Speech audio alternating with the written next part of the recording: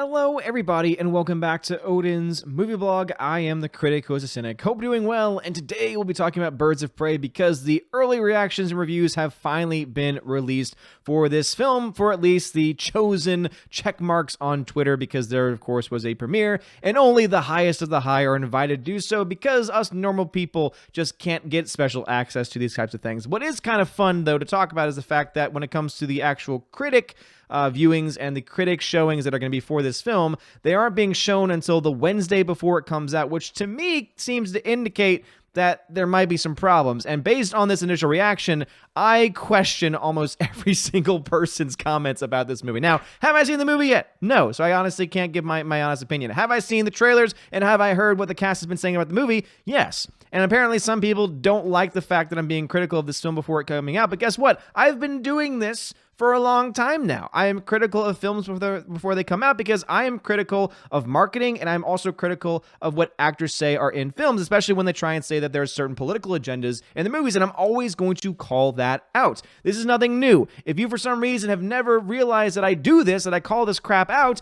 then I don't know what you've been watching for the last year and a half or so. So if you don't like it, you don't have to watch it. And I'm not making you stay. I'm not making you watch it. But guess what? Just because I'm critical of a DC property does not mean that you just go off on crazy and say, oh my gosh, DC, DC, DC, DC. It always happens. Whenever I'm somewhat critical of a DC property or even a Marvel property, I get all of these people coming after me for no reason. But guess what? I'm going to keep on doing it because at the end of the day, all I care about is what my initial reaction is. And if you like it, great. If you don't like it, that's fine too. You're entitled to your opinion, but you're not entitled to your own facts. And the fact is that whenever critics or whenever Hollywood types, whenever verified check marks on Twitter go gaga for a movie when they get to see an early access for it, it always makes you get concerned. And anyone that's been following the movies, especially the movies that have been coming out over the last 5 years, know that this is always the case. Whenever you start to hear people using words like fantabulous, which of course is a play on the full title for this film, in their review of the movie,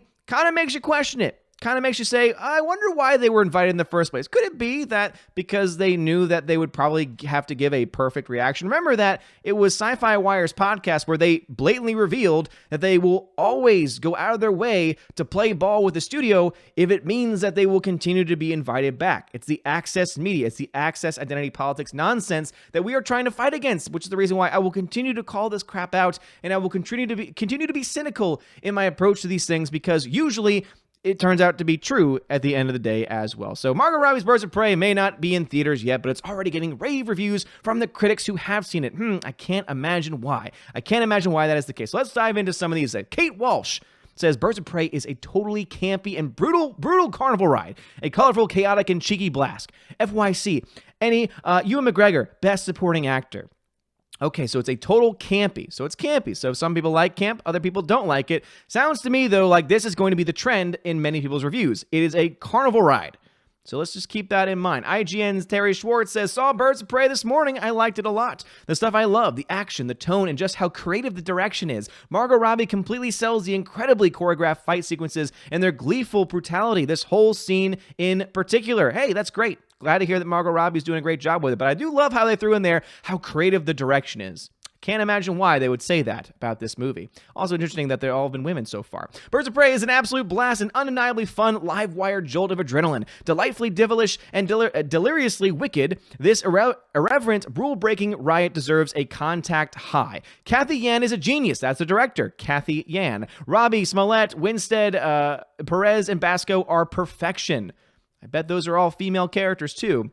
We're starting to see a trend. Eric Davis. Wait a minute, there's a guy. Let's see what he has to say. It has terrific action, humor, and some of the more memorable characters we've seen in the DC movie. But the biggest highlight is Margot Robbie. She is fantabulous as Harley, while also proving that sometimes our most valued friendships or relationships are the ones that we have with good food. Eric Davis uses fantabulous in his review. Okay. Eric Francisco says it's killer. A slow start, and awkward plotting doesn't stop the movie. Okay, so basically what you've just said is that it has a slow start, which means pacing issues, and awkward plotting, which means pacing and editing issues, but that doesn't stop the movie. Okay, so you've admitted that there's objective flaws, but subjectively that didn't bother you. Okay, glad to hear it. It doesn't stop the movie or these characters from soaring in the end. Okay. Tells me that there probably is a pretty good ending that, for him, made up all the issues in the film. Wildly violent, F-bombs out the wazoo, and the best bat fight scene since The Raid 2. I question that because The Raid 2 had so many scenes and so many effects that were done by the actual actors on set who also do a lot of their own stunts. I highly doubt that this is going to compare. Again, I could be wrong on this, but having someone, I don't know, Margot Robbie being as good as some of the actors in The Raid and The Raid 2, as far as action goes, I don't buy it. I don't believe it. Scott Mendelson, Scotty Boy Mendelson. All right, another guy says, isn't it interesting that they had all girls and all guys? I feel like there's grouping there. Yahoo, I think you're trying to do something there. I think you're trying to do something. Birds of Prey is delightfully unassuming and unconcerned with its place in a larger context. Well, if you're like me and you like things to make sense and you think about how Margot Robbie's Harley Quinn has already been previously established in a movie called Suicide Squad, and you're saying it doesn't care about where it's placed in a larger context, does that mean that you're saying that it just doesn't really pay attention to Suicide Squad? Now, based on some other reviews I've read, it seems that it does do some homage to Suicide Squad, so it's interesting that you're saying that. It's a bonkers, bananas crime comedy and a genuine party movie. Everyone is having a blast, but Mary Elizabeth Winstead plays Huntress like a supporting character from The Tick. It rocks. Well, if Scotty Boy Mendelson likes it, you know that I'm going to have some questions, because he's liked a lot of really bad movies in the past. Now, I'm not saying that this movie's bad. Before people start jumping on me saying, oh my gosh, why do you keep hating on it? It hasn't even come out yet. Yes, but we've gone through this rodeo before so many times, and what I'm trying to do is catch this before the ball drops again. Because based on the interviews, and again, based on the marketing, it seems to me like all of this is going to line up with a film that is more focused with pushing identity politics, is more focused on pushing a message than actually telling a good story. And the fact that you keep hearing the words crazy, bonkers, etc., tells me that it's most likely a narrative mess, because those are some words that you can use to kind of cover that up, saying, oh, it's crazy, oh, it's wacky. Oh, okay, so it's a narrative mess. That's what you're trying to say. You're saying it's a narrative mess and it doesn't make sense, but that doesn't matter. Well, for people like me, it does. Because for people like me, I like for stories to make sense. I also like to have fun.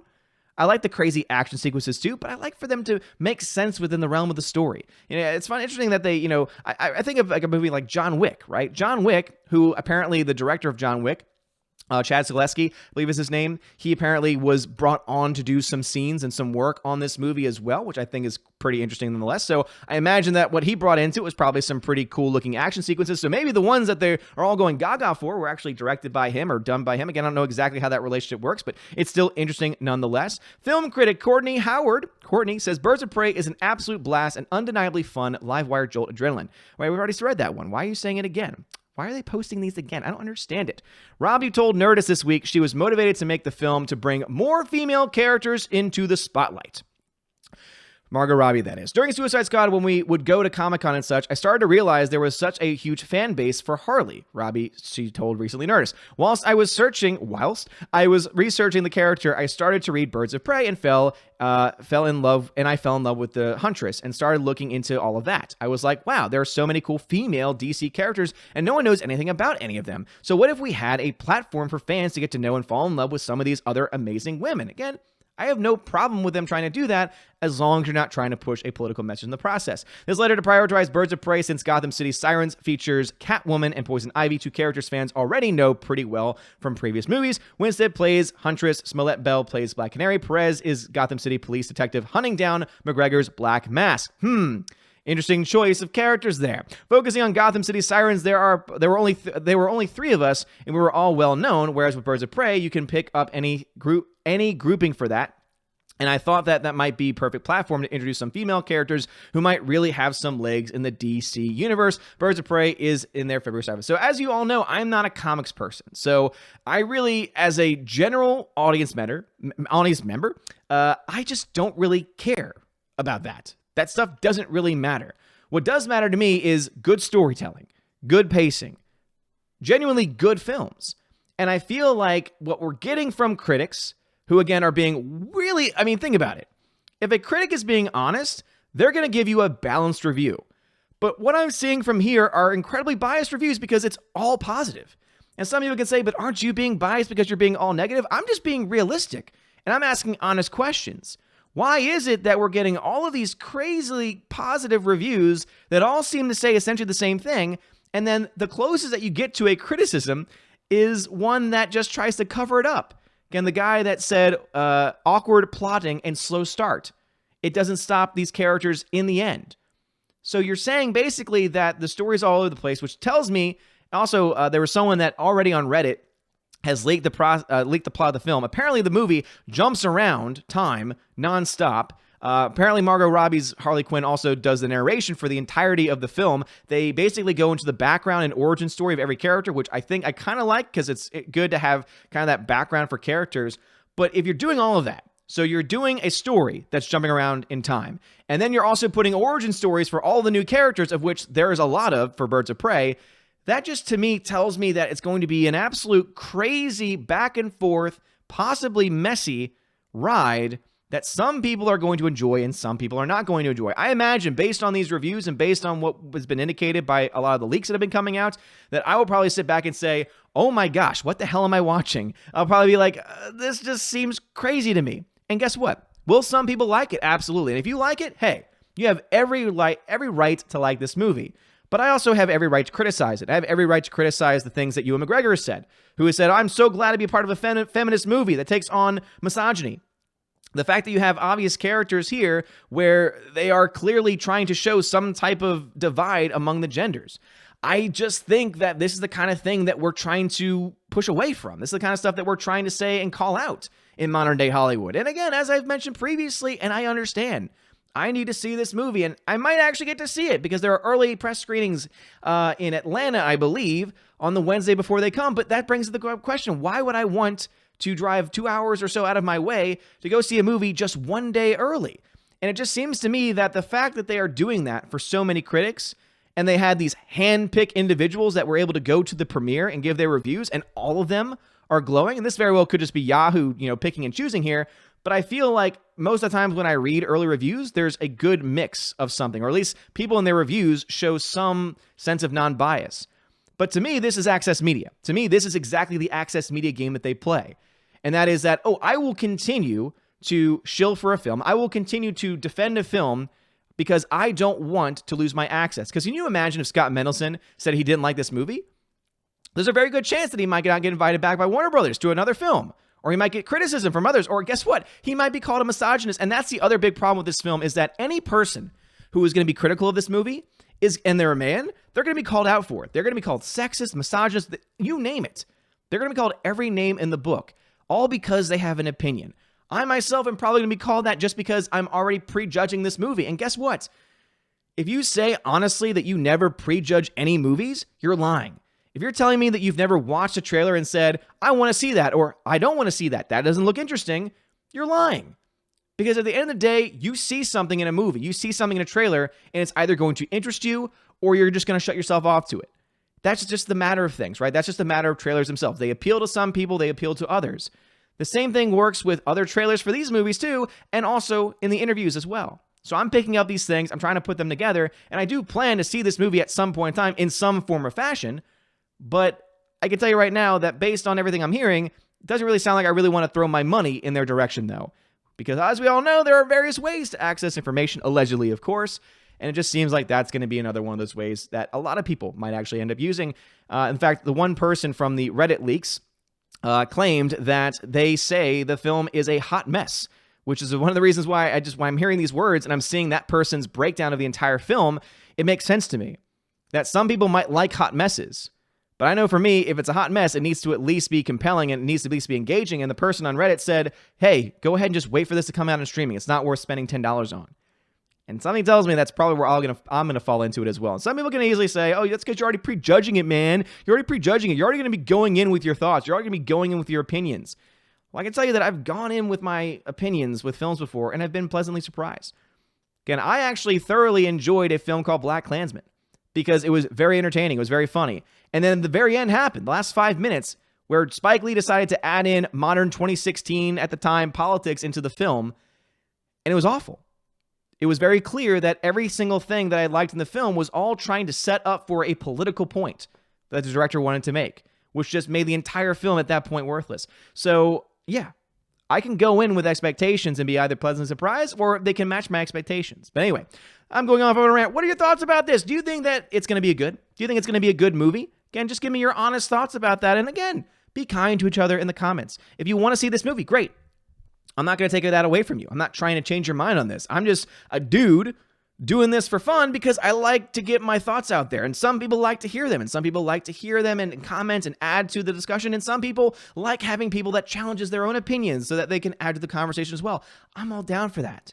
All right. I just would say, please don't go out of your way to directly, through either direct messages, things like that, call me out for something that I've been doing forever now at this point in time. Like, seriously. Either you're watching the content or you're not watching the content. I don't really know which is which. But anyway, let me know your thoughts about this stuff and all the stuff that talked about in the comment section below. Like this video, smash the like button, and give me a subscribe. It helps me out a lot. You're all amazing and beautiful people. Have a wonderful day. And as always, God bless. And now I want to give a shout out to my January Patreon members: animation commentator Brian P., Dion, Divex, Elizabeth M., Enrique Evangelista, fan addicts of film, Father Christopher Miller, Hail Father, Frank the Tank and the Shawhan Wiener Dog Clan, Harold Francis, the Hunky Chunky Funky Monkey, Inflamed Wood, It's a Trap Productions, Jason Clark, Jeffrey Toon, JJ Jonathan Jerembeck, Lady T, Mad Mitch Dunaway, Mr. Peabody and his evil twin, Orange Hat Reviews, Outpost Dyer, Perpetual Punster, Riff Magos, Rosetta Allen, Sir Lanceloto, Theodore Bendon, The DJD Show, Those Two Ball Guys, and Tina B. and Sharon Ferguson. Sharon! Thank you so much for being Patreon members. And of course, to my Subscribe Star peeps, Larry, Mr. Roy, Glinzer, G2 Cool 99, Darkstar 57, J. Alex McCarthy Jr., US 888209 Fast, Dean Heiss, Harold Francis, J-Rod the Beer Guru, Nevalan G. Adams, and ZK Man. Thank you so much for supporting me this month. You guys freaking rock. And a special new shout out to Jeff Lebowski and Steve Glasker. And a shout out to Robert Revo and Kenneth Cameo. God bless.